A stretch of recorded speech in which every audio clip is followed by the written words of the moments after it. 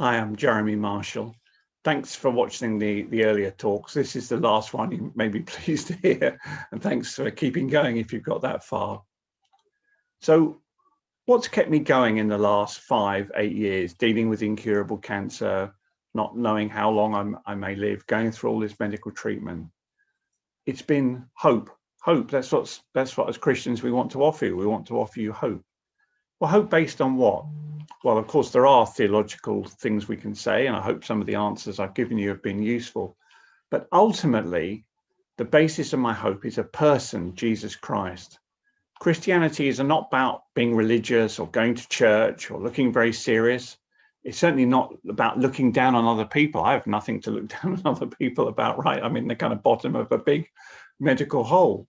No, as Christians, we've met a person who we believe is amazing and we believe offers the answer to life and death. In fact, at the end of the Bible, Jesus says, I have the keys of death and hell. If we have the keys to something, it means we own it. So that's Jesus's claim. So what's Jesus like? And this is where I want to end up. I don't want to end up with me and my story. If you want to read more about it, you can read my book, which I'm sure people at the church would be happy to give you. But ultimately, the person I'm pointing to is Jesus Christ. And I'd just like to tell you very briefly a final story about something that happened to Jesus one day when 2,000 years ago, he walked the dusty streets of Palestine. One day, and you can read this in one of the eyewitness accounts called Luke, he says to his disciples, let's go to a town called Nain. So off they go. And at the end of the day, after having walked all day, they get to Nain. And there's this group of people going up the hill into Nain, and coming the other way is another procession. It's a funeral. And the two meet in the gateway. And the funeral coming the other way is a grieving widow and her only son. And all the people in the town are there because they're moved. Because, friends, death is grim anyway, but in those days, no social security, no life assurance. This widow is at the end of her tether, and death, if you like, has seized her son, and death is carrying him off, and he's about to be buried. So, friends, I think that's the same for us, right? Through this video in unlikely form, you are meeting Jesus Christ. We're all on the road to death, aren't we? The death rate watching this video is 100%, right? Benjamin Franklin said you can avoid everything in life except death and taxes. Having worked in banking, I can tell you that's not altogether true, but you can't avoid death. And here's Jesus meeting this poor widow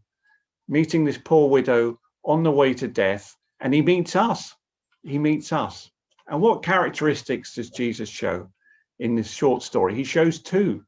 First of all, friends, he's full of compassion, love, and kindness. He's full of compassion, love, and kindness. That's what we need, isn't it? Death, suffering, fear, coronavirus, loneliness is hard. And Jesus meets us. And he does something really unusual, which is he reaches out and he touches the bier, not the B-E-E-R, the B-I-E-R, the stretcher, if you like, the dead body's being carried on. And by doing that, he's showing solidarity. This is something that people wouldn't normally do because it makes you unclean. And also, Luke tells us he was deeply moved. Literally, his intestines were twisted. So the God Christians would love to share with you is not a remote God, not a God who set the universe underway and then disappeared. No, he's a God who's near to each one of us. He's a God who's full of compassion, kindness, love for us, friends, in our lost and sad condition. But now we might also have compassion, right, if we had a friend or a family member who's ill. But Jesus has more than that. He also has power. He has power because he says to the boy, get up, and he gives the boy back to his mother. Now, hundreds of years before, another miracle similar had happened in the same area, and a prophet called Elisha had given another young boy back to his mother. But in that case, Elijah had prayed to God, oh God, raise this boy from the dead. But Jesus doesn't need to do that. He just speaks a word and the whole thing reverses, friends. That's a picture of becoming a Christian. What's becoming a Christian like? It's about doing a U-turn. It's about doing a 180 degree and coming back to God, because that's what the widow and the procession do. They do a U-turn. Just finally then, what response is invited in the story? Faith. Now, if you look at the story, you may think, well, where's the faith in the story? The widow doesn't say anything. In fact, the only person whose words recorded are Jesus. Our friends, here's the faith. As Jesus stands in the way of the coffin bearers stood still, they stand still. They're curious. They think, oh yes, I've heard about this rabbi. and he can do things. Yeah, let's find out what happened. But they could have done something different, couldn't they?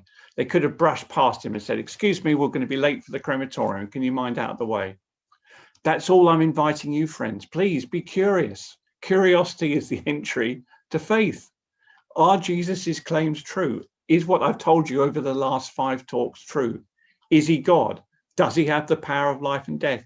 Did he come back from the dead? If he didn't, by the way, Christianity is a complete waste of time. It's a contrary. I believe with all my heart he did. That's what keeps me going with incurable cancer. And if you're not sure, like the people carrying the dead body, please be curious, look into it. Maybe, for example, invite a Christian friend to read the Bible with you, just to have a chat about the Bible. Because if what I'm saying to you is true, if there is an answer to death, if Jesus has the keys to death and hell, then friends, that's more important than anything else. Because Jesus says, I am the resurrection and I am the life. That's what he says 2,000 years ago, and that's what he says now. Thanks so much for listening.